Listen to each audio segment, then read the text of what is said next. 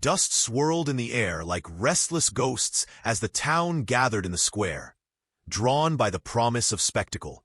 Sunlight struck the polished boots of Mr. Langford, a man whose wealth had built fences higher than any man's pride and whose cruelty was whispered about like scripture. He stood tall in his black suit and wide-brim hat, leaning on his cane as though the world itself bowed beneath him. Before him, tethered with ropes that bit into its flesh, a mustang was dragged into the open. Its ribs showed through a ragged coat, its mane hung in wild, tangled strands, yet its eyes still burned with a furious light that defied the weight of suffering. The crowd gasped at the sight, half in pity, half in awe, for this was no ordinary animal. It looked carved out of storms and defiance, too wild to be broken and too proud to fall. Langford's voice carried sharp and smooth, cutting through the murmurs like the draw of a blade. "Here," he declared, gesturing toward the trembling beast, "is a creature no man alive can master. A wager, then. Who among you dares to prove me wrong?" His smile was cruel, a crescent moon sharpened on arrogance. Laughter bubbled among the crowd, for they knew his games. His bets were never about money, but about humiliation, about bending men to the same breaking point as the animals he paraded. Most turned away, unwilling to risk pride for the amusement of a millionaire. Yet one figure remained steady at the edge of the gathering. Luke Harding, boots scuffed from years of ranch work and coat patched more times than thread should allow, kept his eyes fixed on the mustang. A widower, a ranch hand without land of his own, Luke was not a man who drew attention. But there was something in his gaze now, something that pulled taut against the silence inside him. The mustang's chest heaved, rope straining as it lashed against its captors, a raw cry breaking from its throat. It was the sound of resistance, the sound of a creature that refused to bow even as its body trembled with exhaustion. Luke's heart clenched at the sight, for in those wild eyes he recognized the same hollow ache that lived inside him. The ache of something taken, something lost. He remembered nights staring into an empty chair across his kitchen table, hearing the echoes of laughter that no longer lived within those walls. He saw in the mustang the same refusal to surrender to emptiness. Langford's cane struck the dirt, silencing the murmurs. "I'll stake a sum so large even beggars will dream of fortune. Ride this beast, tame it, and the winnings are yours. Fail, and you'll leave with nothing but shame." His gaze slid over the crowd until it landed on Luke. A smirk tugged his lips. "Well, Harding, perhaps you'd like to try? You've nothing left to lose, do you?" The laughter that followed burned against Luke's ears, but he did not look away from the animal. He saw the ropes cutting into its scarred hide, the weariness in its trembling flanks, and yet also the raw flames still alive in its stare. Something within him shifted, a quiet resolve rising from the ashes of his grief. He stepped forward slowly, boots crunching against the dust, and the crowd's laughter faltered. When he finally spoke, his voice was low but steady, carrying further than he expected. "No beast will ever obey the cruel." The words dropped into the silence like stones into water, sending ripples through the gathered faces. Langford's eyes narrowed, his amusement sharpening into challenge. The crowd leaned in, sensing the beginning of something more than a wager, something that might cut deeper than coin. The mustang tossed its head, mane catching the dying sunlight, and for an instant Luke felt the weight of its gaze on him, fierce and unyielding. The air seemed to tighten, the square holding its breath. Somewhere deep inside, he knew he had already chosen his path, though the danger loomed like a storm on the horizon. He would stand against Langford's cruelty, not for fortune, but for the dignity both man and beast deserved. The ropes strained once more, dust rising around the mustang's hooves, and the crowd pressed closer, waiting. Luke's hand brushed against the frayed brim of his hat as he looked at the animal, not with dominance, but with something closer to kinship. A hush fell, fragile yet heavy, and the square seemed to tremble with the anticipation of what would follow. The bet had been made. The reckoning had begun. The journey home was heavier than Luke Harding imagined. The Mustang fought every step, thrashing against the ropes until dust rose in clouds behind them. By the time he reached the sagging fence line of his ranch, his arms burned with the effort of holding on. His house stood crooked against the horizon, roof patched with tin sheets that rattled in the wind, the porch leaning like an old man's spine. It was no place for triumph, only survival. Yet this broken piece of earth was where he would face the wager he had accepted. The Mustang balked at the gate, eyes rolling white, muscles tense as a drawn bow. Luke eased the rope slack, speaking in a low murmur, though he knew words meant little yet. The animal plunged into the corral like a storm bottled in flesh, hooves striking the boards with such force they shuddered. Luke leaned on the fence, chest rising and falling, watching as the horse spun in circles, too wild to rest, too proud to collapse. He felt something stir in his chest, a mix of admiration and sorrow. That first night, he left a bucket of water and a scattering of hay inside the corral. The Mustang ignored them, choosing instead to pace in restless fury until moonlight bled over the land. Luke sat on the porch steps, arms folded across his knees, remembering the voice of his late wife. "Gentleness," she once said, brushing back her hair as she watched him break colts. "You don't win their trust with force. You wait. You let them choose you." She had been gone 3 years, yet her words clung to him like a compass pointing north. Morning brought no miracle. The horse had not touched the water, its flanks slick with sweat from a night of relentless movement. Luke tried tossing an apple into the corral, watching it roll to the dust at the animal's feet. The Mustang sniffed once, then struck it aside with a hoof. From the road came laughter.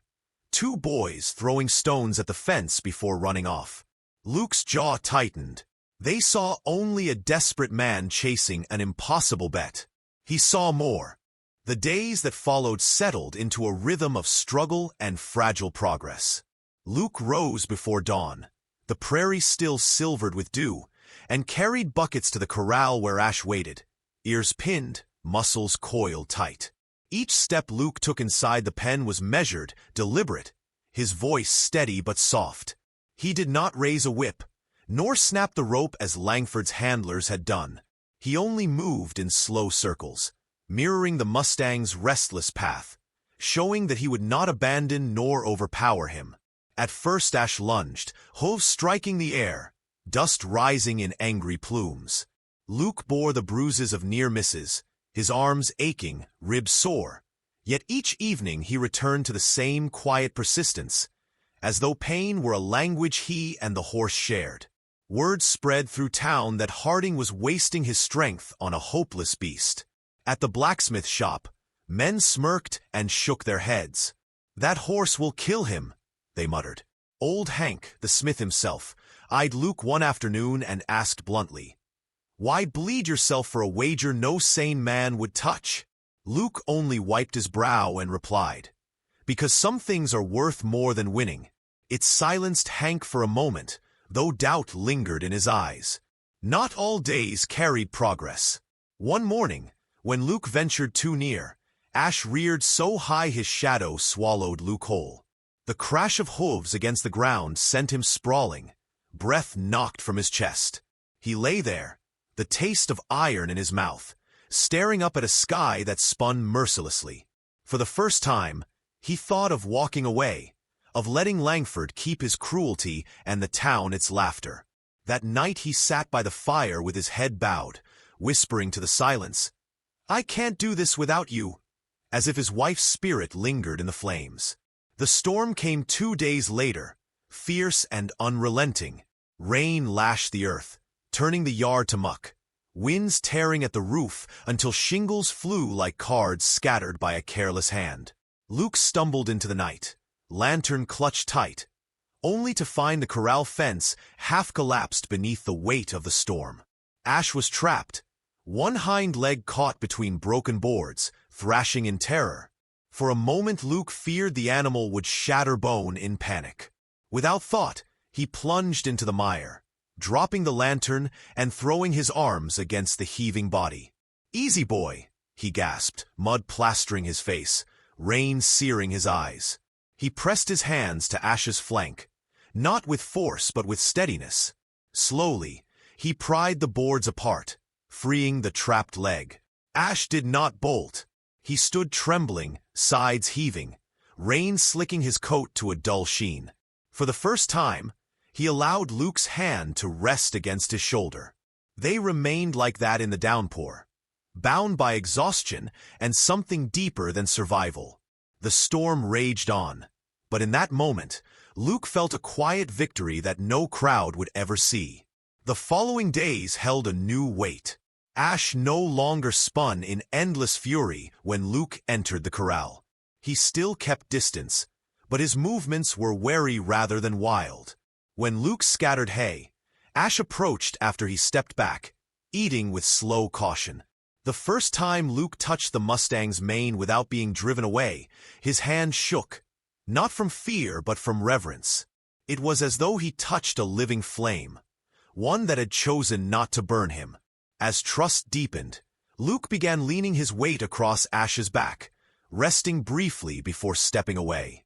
The Mustang tolerated it, eyes sharp but steady. Each attempt lasted longer, each silence between them filled with understanding instead of defiance. When Luke finally swung his leg over, settling gently onto the horse's back, the world seemed to still. Ash tensed, every muscle quivering with the memory of chains and beatings, yet he did not buck.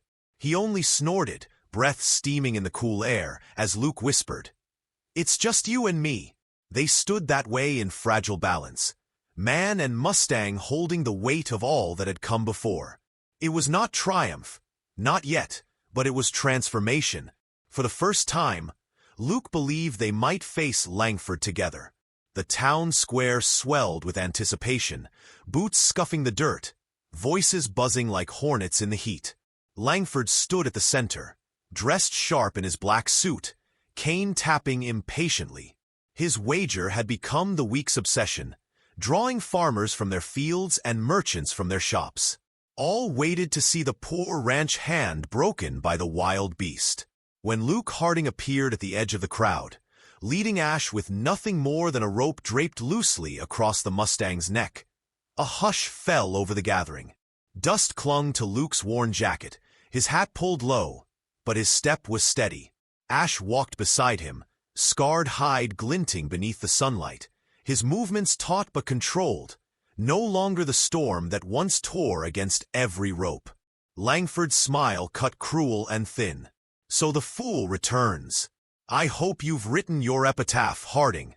He gestured with his cane, and the crowd parted, leaving space in the center like an arena. Luke said nothing. Words meant little now. He guided Ash forward, every eye watching for the first sign of failure. At the corral they had erected for the spectacle, Luke placed a hand against the Mustang's neck, feeling the tremor of strength coiled beneath skin. He breathed deep, steadying himself, then with quiet grace pulled himself onto Ash's back. For a heartbeat, silence ruled. Ash stiffened, ears flicking back, muscles quivering with the memory of whips and violence. The crowd braced for the explosion, hooves flying, man thrown. But Luke bent low, murmuring softly, his hand pressed gently against the animal's mane. The Mustang shifted, tossing his head once, then stilled. Gasps rippled through the onlookers. Langford sneered. "A trick. It won't last." His words were a lash in the air. To test it, he barked at one of his men to strike the horse with a switch. The man obeyed, stepping forward with a sharp crack against Ash's flank. The horse reared, hooves slicing the air, the crowd scattering in shrieks. But even in fury, Ash did not throw Luke. The man's grip was firm, his voice calm above the chaos. "Easy," he whispered, the sound carrying like a prayer. Ash landed, hooves pounding dust, but his body curved back toward Luke's steadiness instead of bolting from it. The crowd stilled again, or replacing ridicule. The Mustang, once deemed untamable, obeyed no whip, no cruel command. But it chose not to cast off the man who had shown it patience. Luke sat tall, meeting Langford's eyes across the square. His voice rang clear, cutting through the thick air. "This beast won't obey the cruel. Not you. Not ever." A murmur swelled, rolling through the spectators. Some nodded, others whispered, but all felt the shift. An unspoken recognition that Langford's power had cracked. He could buy men, land, pride, but not loyalty freely given. The Mustang's defiance had become Luke's vindication. Langford's jaw tightened, his cane striking the ground in frustration. Yet there was no undoing what they had witnessed. The animal had chosen, and in that choice, Luke's dignity was restored. No fortune could weigh more. Luke guided Ash forward, the Mustang moving in strong, fluid strides now, each step echoing with the sound of freedom. He passed through the crowd, and men who had mocked him now stood aside with something like respect. The horse carried him beyond the square, past the laughter and jeers that once haunted his name, into the wide-open land where sun dipped low and shadows stretched long. On the ridge outside town, Luke slowed Ash to a halt. He looked back once, the square small in the distance, the voices faded. He let his hand rest against the horse's neck, feeling the steady rhythm beneath his palm. "We're not broken," he murmured. Ash snorted, ears flicking forward as if in agreement. The wind stirred, carrying the scent of dust and sage, and Luke felt a weight lift from his shoulders. He had not won because of coin, nor because he had proven a point to men like Langford. He had won because he had chosen patience over pride, kindness over cruelty, and in return had been given trust. As the sun dipped below the horizon, horse and man moved on together, their silhouettes fading into the light. The story of the wager would linger in town for years, but for Luke Harding, the reckoning was already over. He had found not just victory, but purpose, and in that, a kind of peace.